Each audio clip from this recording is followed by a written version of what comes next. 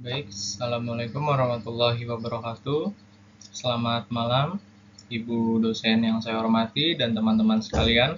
Perkenalkan, nama saya Farel Ahmad Farhan dengan NIM 202508011211. Pada kesempatan kali ini, saya akan mempresentasikan materi ragam bahasa pada mata kuliah Bahasa Indonesia semester 2. Semoga presentasi ini dapat menambah pemahaman kita mengenai pentingnya penggunaan ragam bahasa dalam kehidupan sehari-hari maupun dalam dunia akademik.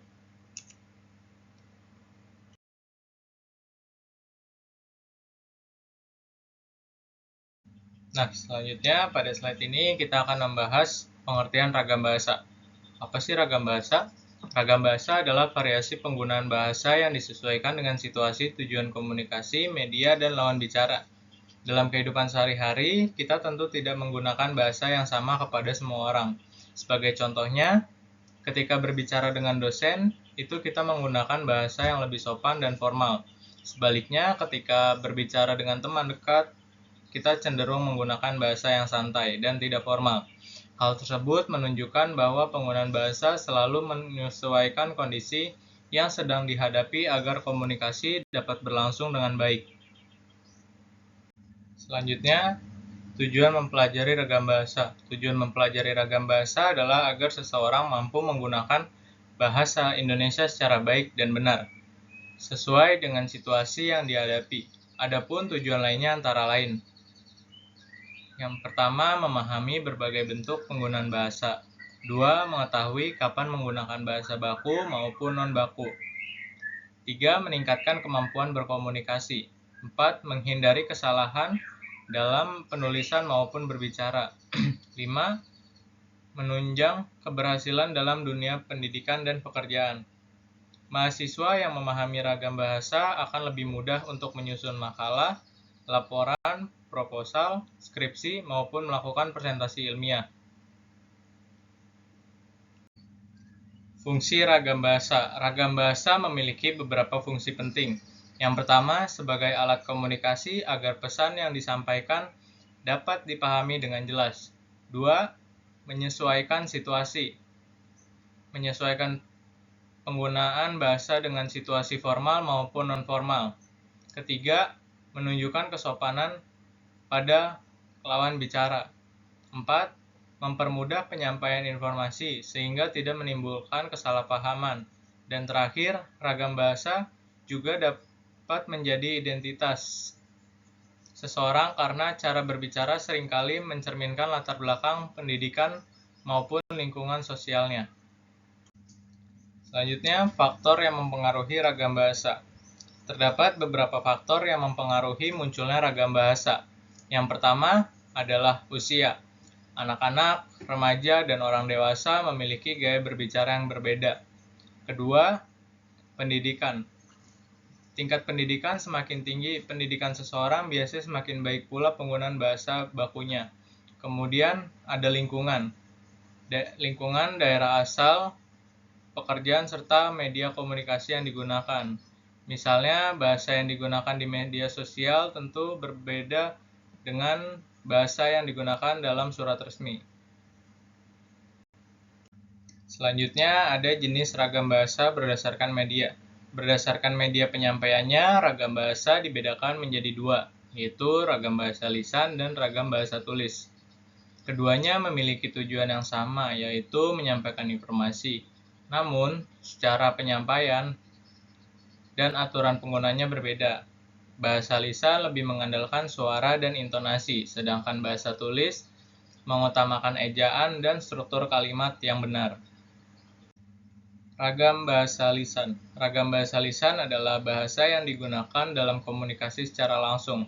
Ciri-cirinya itu menggunakan intonasi, dibantu ekspresi wajah. 3. Menggunakan gerakan tubuh. 4. Dapat langsung memperoleh tanggapan. Dan 5. Tidak selalu mengikuti aturan ejaan. Nah, kelebihannya bahasa lisan yaitu kita dapat langsung memperoleh tanggapan dari lawan bicara sehingga apabila terjadi kesalahpahaman dapat segera diperbaiki. Contoh penggunaan bahasa lisan antara lain diskusi di kelas, presentasi, wawancara, dan pidato. Ragam bahasa tulis. Bahasa tulis merupakan bahasa yang disampaikan melalui media tulis. Ciri-cirinya mengikuti PUEBI, 2. Menggunakan tanda baca, 3. Kalimat harus efektif, 4. Tidak dibantu intonasi. Bahasa tulis memerlukan ketelitian karena pembaca tidak dapat langsung bertanya kepada penulis. Nah, contohnya itu adalah makalah, proposal, jurnal, artikel, dan skripsi. Oleh karena itu, penulisan harus dilakukan dengan teliti agar tidak menimbulkan penafsiran yang berbeda. Selanjutnya ada ragam bahasa baku. Bahasa baku merupakan bahasa yang sesuai dengan aturan KBBI dan WEBI. Bahasa ini digunakan dalam dunia pendidikan, pemerintahan, penulisan karya ilmiah, maupun kegiatan resmi. Ciri-cirinya yaitu menggunakan ejaan yang benar, kalimat efektif, kata baku, dan bersifat resmi. Kita dituntut untuk menggunakan bahasa baku saat menyusun tugas akademik. Selanjutnya ada ragam bahasa non-baku. Berbeda dengan bahasa baku, bahasa non-baku digunakan dalam komunikasi santai. Bahasa non-baku adalah bahasa yang digunakan dalam komunikasi sehari-hari dan tidak selalu mengikuti aturan dalam bahasa Indonesia. Contohnya, aku nggak tahu. Kamu lagi ngapain? Nah, itu adalah contoh bahasa non-baku. Bahasa non-baku boleh digunakan dalam situasi santai, tetapi tidak digunakan pada karya ilmiah.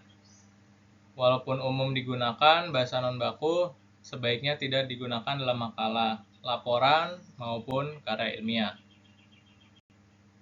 Nah, ada juga contoh penggunaan ragam bahasa. Dalam kehidupan sehari-hari, ragam bahasa digunakan sesuai dengan tempat dan situasi.